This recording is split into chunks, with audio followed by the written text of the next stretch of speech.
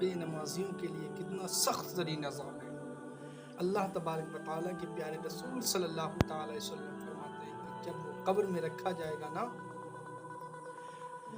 تو اس پر بہت سارے سام مسلط کیے جائیں گے۔ ذرا سوچئے کہ جو نمازوں کو ادا نہیں کرتا ہے، نمازوں کو پڑھتا نہیں، ہیلے بہانے بناتا رہتا ہے کہ بھائی میں ناپاک ہوں، ایسا ہے ویسا ہے، کپڑے صاف نہیں ہیں، نماز کا وقت چلا جاتا ہے، ایسے ہی وہ رہتا ہے، کاروبار میں مشغول رہتا ہے، نماز کا وقت چلا گیا، کھیت کے کام میں مشغول ہے، نماز کا وقت چلا گیا۔ تو جو شخص نماز کو چھوڑتا ہے وہ سخت گنہگار ہے۔ بعضوں نے تو یہاں تک کہ فرمایا وہ گناہ کبیرہ کے دانے پر کھڑا ہے۔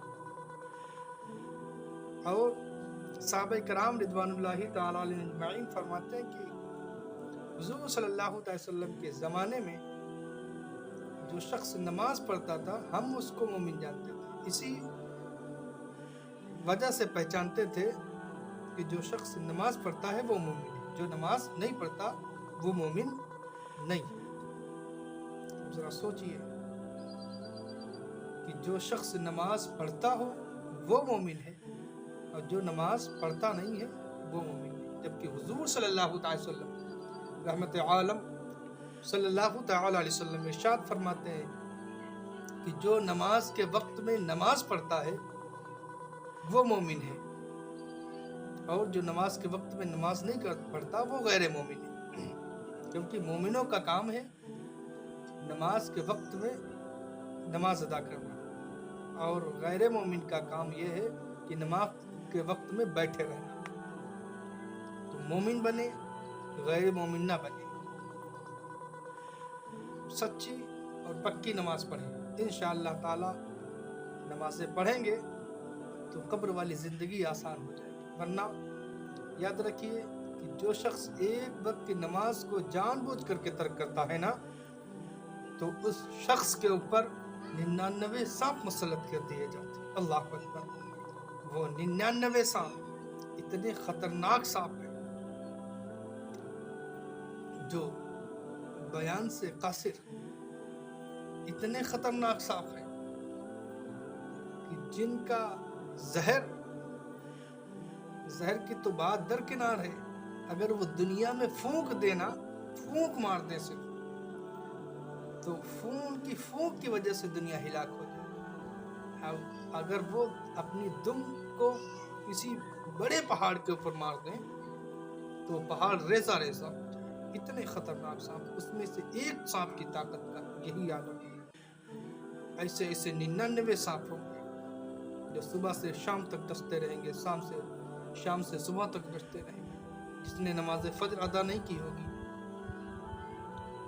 اس کو ظہر تک، نماز فجر سے لے کر کے ظہر تک وہ سانپ ڈستے رہیں گے، ایذائیں پہنچاتے رہیں گے۔ جس نے نماز ظہر نہیں ادا کی تو ظہر سے عصر تک وہ سانپ اس کو ایذائیں دیتے رہیں گے، ایذائیں پہنچاتے رہیں گے، تکلیفیں پہنچاتے رہیں گے۔ جس نے نماز عصر نہیں ادا کی اس کو نماز عصر سے نماز مغرب تک، اور جس نے نماز مغرب نہیں ادا کی اس کو نماز مغرب سے نماز عشاء تک، اور جس نے نماز عشاء ادا نہیں کی تو گویا کہ اس کو نماز صبح تک، فجر کے تک وہ سانپ ڈستے رہیں گے، ایذائیں پہنچاتے رہیں گے۔ اب ذرا سوچئے کہ دنیا میں اگر کوئی سانپ ہم کو دکھ جاتا ہے تو ہمارے رونگٹے کھڑے ہو جاتے ہیں۔ خطرناک سانپ اگر ہمیں دکھ جاتا ہے تو رونگٹے کھڑے ہو جاتے ہیں، لیکن وہاں اور پھر ہم سانپ سے بچنے کے ہیلے بہانے تلاش کرتے ہیں، بچنے کے لیے لاٹھی لے آتے ہیں، ڈنڈا لے آتے ہیں اور اس کو بھگاتے بھی ہیں، مارتے بھی ہیں،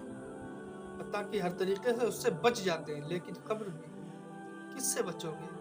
کہ اللہ عز و جل کے عذاب سے بچو گے؟ ان 99 سانپ سے بچو گے؟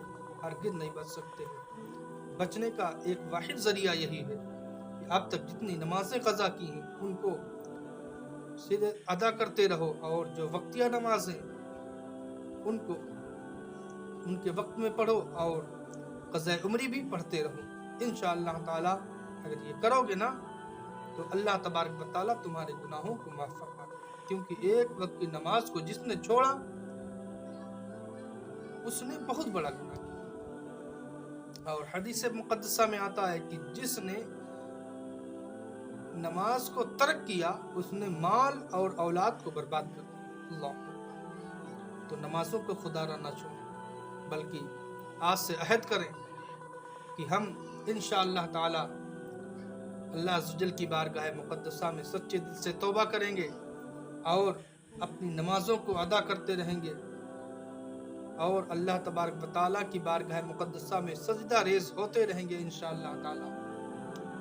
اللہ تبارک و تعالیٰ کی بارگاہ مقدسہ میں سچے دل سے جو طائف ہوتا ہے نا، تو اللہ تبارک و تعالیٰ اس کی خطاؤں کو درگزر کر دیتا ہے، گناہوں کو معاف فرما دیتا ہے۔ ذرا سوچئے نماز میں کتنا ٹائم لگتا ہے، زیادہ کوئی ٹائم نہیں لگتا، 10 منٹ 15 منٹ بس اتنا ٹائم لگتا ہے۔ ہمیں ہر چیز کے لیے ٹائم مل جاتا ہے، دوستوں کے پاس بیٹھنے کے لیے، صحبت میں بیٹھنے کے لیے، عزیز و اقارب کے پاس بیٹھنے کے لیے، دوسرے کاموں کے لیے، ایک دوسرے کے پاس بیٹھ کر کے دوسروں کی برائی کرنے کے لیے، موبائل پہ چیٹ کرنے کے لیے، فیس بک دیکھنے کے لیے، واٹس ایپ پر چیٹ کرنے کے لیے، یوٹیوب چلانے کے لیے، انسٹاگرام چلانے کے لیے، یہ سوشل میڈیا چلانے کے لیے وقت مل جاتا ہے۔ لیکن جس نے ہمیں، سوچیے، غور کیجیے کہ جس نے ہمیں طاقت دی، قوت دی، جس نے ہمیں بولنے کی صلاحیت عطا فرمائی، جس نے ہمیں سننے کی قوت عطا فرمائی، جس نے ہمیں دیکھنے کی طاقت عطا فرمائی، جس نے ہمیں چلنے پھرنے کی طاقت عطا فرمائی، اس کے لیے ہم کیا کچھ کر رہے ہیں؟ اس نے تو ہمیں سراپا جسم عطا فرمایا، کیا ہم اس کی بندگی کر رہے ہیں؟ کیا ہم اس کو راضی کر رہے ہیں؟ ذرا سوچئے، ایک غلام جب اپنے آقا کا نافرمان ہو جاتا ہے تو اس آقا کی اس پر سے نظر رحمت ہٹ جاتی ہے، نظر کرم ہٹ جایا کرتی ہے۔ خدا را اس پر غور کیجئے کہ ہم نماز نہیں پڑھ رہے ہیں، اللہ عز و جل کی نظر رحمت ہمارے اوپر سے ہٹی ہوئی ہے، ہم مسجد کیوں نہیں جا رہے ہیں؟ آج ہی سے توبہ کر لیجئے، انشاءاللہ تعالی اگر جاتے رہیں گے نا تو دنیاوی کام بھی آپ کے سنور جائیں گے، اور قبر والی زندگی بھی انشاءاللہ تعالی، اور حشر والی زندگی انشاءاللہ تعالی کامیاب و کامران ہونا۔ کہ یہ جو کیمرہ ہے، اس کیمرے سے انسان کا چہرہ بدل جاتا ہے، حلیہ بدل جاتا ہے، اتنا فلٹر ہے اس میں، فلٹر کے ذریعے سے۔ لیکن ذرا سوچئے، اس فلٹر سے چہرہ تو بدل جاتا ہے، چہرہ تو بدل جاتا ہے، لیکن دل نہیں بدلا کرتا۔ دل اسی وقت بدلے گا جب سچے دل سے توبہ کرو، اللہ کی بندگی کرو گے، اس وقت آپ کا دل بدلے گا۔